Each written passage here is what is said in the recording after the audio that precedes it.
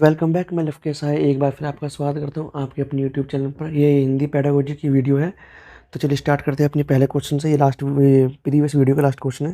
अब पहला क्वेश्चन है, हिंदी की कक्षा में प्राय हिंदीतर भाषाई बच्चे हिंदी सीखने में अनेक कठिनाइयों का सामना करते हैं। मतलब जो हिंदी के अलावा जो बच्चे स्कूल में आते हैं, जो हिंदी नहीं बोलते हैं, और वो हिंदी जब पढ़ते हैं और उसे सीखने में कठिनाई फेस करते हैं, ठीक है।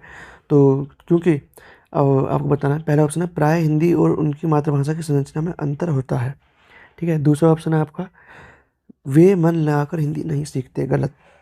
तीसरा ऑप्शन है हिंदी सीखने के प्रति उनमें अरुचि होती है, ये भी गलत। और हिंदी बहुत कठिन भाषा है, ये भी गलत। तो जो फर्स्ट ऑप्शन आपको यहाँ ये सही बैठेगा, क्योंकि हिंदी और उनकी मातृभाषा के बीच में बहुत ज़्यादा डिफरेंस होता है। उनकी जो मातृभाषा है, चाहे वो केरल हो, कन्नड़ हो, कोई भी भाषा हो, वो उसमें किसी वर्ड को किसी और नाम से जानते हैं और हिंदी में किसी और नाम से जाना जाता है उसी चीज़ को। चाहे वो पेन हो, पेंसिल हो, आपका पेड़ हो, या कुछ भी चीज़ हो, खाने की चीज़ हो, ठीक है। तो इसलिए आपका यहाँ पर अंतर देखा जाता है। जो फर्स्ट ऑप्शन है उसमें हिंदी और उनकी जो मातृभाषा है, इसलिए बच्चे जो है हिंदी नहीं सीख पाते। तो यहाँ पर आपका फर्स्ट ऑप्शन ठीक है। नेक्स्ट क्वेश्चन आपका, मैंने चाट खाई और फिर मैं हंसी, शर्मिला का यह भाषा प्रयोग मुख्य किस ओर संकेत करता है? पहला, व्याकरण नियमों की जानकारी ना होना। दूसरा, नियमों का अति सामान्यकरण करना। तीसरा ऑप्शन है भाषा प्रयोग में असावधानी। और फोर्थ ऑप्शन आपका भाषा की समझ न होना। तो यहाँ पर जो आपका सेकंड ऑप्शन है वो आपका भाषा का अति सामान्यकरण, मतलब उसने एक जनरल रूल बना लिया कि मैंने चाट खाई और फिर मैं हंसी, ठीक है। तो यहाँ पर इसलिए आपका सेकंड ऑप्शन सही होगा। भाषा के आधारभूत कौशल अब बताना है आपको। ये भाषा के आधारभूत कौशल हमेशा अर्जित किए जाते हैं, सर्वथा प्रत अलग होते हैं, अंत संबंधित होते हैं और क्रमबद्ध रूप से चलते हैं। तो यहाँ पर जो आपका थर्ड ऑप्शन है, अंत संबंधित होते हैं, ये सही है, ठीक है। पढ़ने की संस्कृति के विकास के क्रम में डैश पठन को प्रोत्साहित किए जाने की आवश्यकता है। अब आपको बताना कि जब हम पढ़ते हैं तो कौन सी जो पठन क्रियाएं हमें वो यूज़ करनी चाहिए। तो पहला ऑप्शन आपका सस्वर पठन को प्रोत्साहित किए जाने की आवश्यकता है। दूसरा है व्यक्तिक, तीसरा है मौन और चौथा है सामूहिक। तो यहाँ पर जो आपका ऑप्शन नंबर थर्ड है मौन, पाठन को आप प्रोत्साहित करोगे जब आप पढ़ने की कोशिश करोगे, या फिर पठन कौशल को बढ़ाना चाह रहे हो, ठीक है। क्योंकि जब आप मौन पाठन करते हो तो उसमें आप कम टाइम में ज़्यादा चीज़ें, मतलब ज़्यादा चैप्टर्स या ज़्यादा पेजेस पढ़ सकते हो, ठीक है। नेक्स्ट क्वेश्चन है आपका, भाषा अर्जन की प्रभाव मतलब भाषा अर्जन को प्रभावित करता है। पहला ऑप्शन आपका दैनिक जीवन अनुभव। दूसरा समाज के साथ संपर्क। तीसरा इच्छा शक्ति। और चौथा आपका उपरोक्त सभी। तो यहाँ पर जो आपका फोर्थ ऑप्शन है उपरोक्त सभी, आपकी भाषा अर्जन को प्रभावित करता है। आपके दैनिक जीवन में भाषा को आप सीखते हो। यदि आप किसी क्लास में हो और आपकी जो क्लास में कोई हरियाणवी बच्चा है तो आप उसके दोस्त हो, तो आप भी कुछ कुछ शब्द उसके सीख जाओगे, ठीक है। तो इससे दैनिक जीवन में के अनुभव से आपकी भाषा प्रभावित हो रही है। समाज के साथ जब आप संपर्क कर रहे हो तब भी प्रभावित हो रही है। और इच्छा शक्ति भी बहुत ज़्यादा डिपेंड करती है इस चीज़ के ऊपर।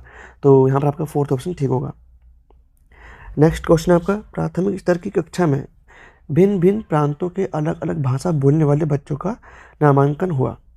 ऐसी स्थिति में भाषा की कक्षा बच्चों के भाषाई विकास के संदर्भ में जटिल चुनौती के रूप में सामने आती है, मतलब अवरोध को प्रस्तुत करती है, या बहुत बड़ी समस्या बन जाती है, या फिर अनमोल संसाधन के रूप में कार्य करती है। तो यहाँ पर जो आपके शुरू के तीन ऑप्शन हैं, तीनों ही गलत है। यहाँ पर जो बेस्ट ऑप्शन है वो है फोर्थ।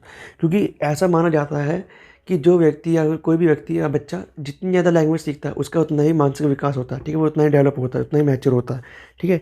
तो जब एक ही क्लास में बहुत ज़्यादा भाषा बोलने वाले बच्चे होंगे तो हर बच्चा एक दूसरे की भाषा सीखेगा, जिससे वो ज़्यादा इंटेलिजेंट बन पाएगा, ठीक है। तो यहाँ पर इसलिए आपका जो फोर्थ ऑप्शन है वो सबसे बेस्ट है।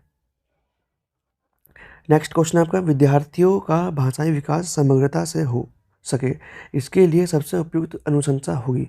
अब आप बच्चों को जो है भाषाई विकास करना चाहते हो तो उसके लिए सबसे अच्छी कौन सी होगी, यहाँ पर आपको बताना। शब्दकोश विश्वकोश के प्रयोग या आप डिक्शनरी का यूज़ करोगे, जो वर्ल्ड डिक्शनरी है और आपकी जो डिक्शनरी नॉर्मल जो चलती है, ठीक है। सेकंड ऑप्शन आपका भाषा प्रयोग के विविध अवसरों की, तो आप ज़्यादा से ज़्यादा अवसर दोगे भाषा प्रयोग कर सीखने के। थर्ड ऑप्शन है सतत व्यापक आकलन।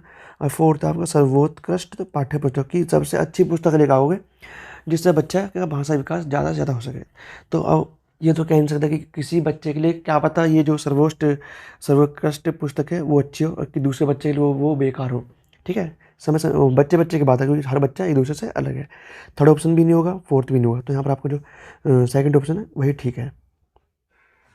नेक्स्ट क्वेश्चन आपका, सुनना बोलना कौशलों के विकास के लिए सर्वोत्तम विधि कौन सी हो सकती है। अब आपको सुनना और बोलने के विधि के लिए कौन सी विधि, मतलब सुनना और बोलने के लिए कौन सी विधि सबसे ज़्यादा यूज़ अच्छी हो सकती है। तो पहला ऑप्शन आपका कहानी कहना और उस पर बच्चों की प्रतिक्रिया जानना। दूसरा ऑप्शन आपका कविता याद करवा कर बुलवाना। देखो, याद करवा कर बुलवाना तो बोलना और सुनने के लिए सबसे अच्छी तो विधि ये नहीं है। ठीक है। थर्ड ऑप्शन आपका कक्षा के कुछ बच्चों द्वारा पाठ के अनुच्छेद पढ़कर सुनाना। ये भी गलत है कि बच्चों को खड़ा करोगे या फिर बच्चा पढ़ेगा, है ना, फिर आप बताओगे या फिर आप बताओगे बच्चा पढ़ेगा, तो ये भी ठीक नहीं है। फोर्थ ऑप्शन है आपका अंताक्षरी गतिविधि का आयोजन करना। अंताक्षरी गतिविधि का आयोजन करना ये भी ठीक नहीं। सुनना और बोलना दोनों की बात हुई ना, तो यहाँ पर जो सबसे बेस्ट ऑप्शन है वो है कहानी कहना और उस पर बच्चों की प्रतिक्रिया लेना। आप कोई कहानी बोल रहे हैं बच्चे, है ना, कोई क्लास के, और उसके ऊपर बच्चों की क्या प्रतिक्रिया है, ठीक है, वो जानना। बच्चा अलग अलग प्रतिक्रिया देगा अपनी, फिर वहाँ पर एक डिबेट का माहौल बन जाएगा कि इस तरीके से नहीं, ऐसे ये भी हो सकता है। ठीक है ना, तो जो सबसे बेस्ट ऑप्शन है आपका वो है फर्स्ट। नेक्स्ट क्वेश्चन है आपका, भाषा शिक्षण के संदर्भ में निम्नलिखित में से कौन सी पाठ्य पुस्तकों की उपयोगिता है। पहला, ज्ञान प्राप्ति के लिए पुस्तक के सर्वसुलभ एवं मितव्ययी साधन है। दूसरा, पुस्तकें अर्जित ज्ञान का स्थायीकरण है। थर्ड ऑप्शन है आपका छात्र व शिक्षक दोनों को ही पुस्तकों के माध्यम से पाठ्यक्रम का ज्ञान रहता है। और फोर्थ ऑप्शन है आपका उपरोक्त सभी। तो यहाँ पर जो आपका फर्स्ट ऑप्शन है ज्ञान प्राप्ति के लिए पुस्तकें सर्वसुलभ एवं मितव्ययी साधन है, ये सही होगा यहाँ पर। ठीक है, उपरोक्त सभी नहीं है। नेक्स्ट क्वेश्चन है आपका, पाठ्यचर्या सहगामी क्रियाएं जैसे गीत, संवाद, अंताक्षरी, भाषण, वाद विवाद आदि डैश में सहायक हैं। तो आपको बताना है किसमें सहायक है। भाषा और साहित्य को समझने में सहायक है, अधिक अंक प्राप्त करने में तो नहीं होगा, समय और श्रम की बचत करने में भी यूज मतलब उपयोगी नहीं होगा या सहायक। और फोर्थ ऑप्शन शिक्षक के कार्यभार को कम करने में, ये भी नहीं होगा। तो फर्स्ट ऑप्शन आपका बच रहा है जो यहाँ पर सही है। ठीक है, तो आज इस वीडियो में हमने आपके 10 से 11 क्वेश्चन करे हैं आपकी हिंदी पैडागोजी के। यदि आप किसी भी टीचिंग एग्जाम की तैयारी कर रहे हैं जिसमें हिंदी पैडागोजी से क्वेश्चन आते हैं, तो मेरे चैनल को सब्सक्राइब करें ताकि आप हिंदी पैडागोजी में ज़्यादा से ज़्यादा स्कोर कर सकें। तो चलिए मिलते हैं नेक्स्ट वीडियो में।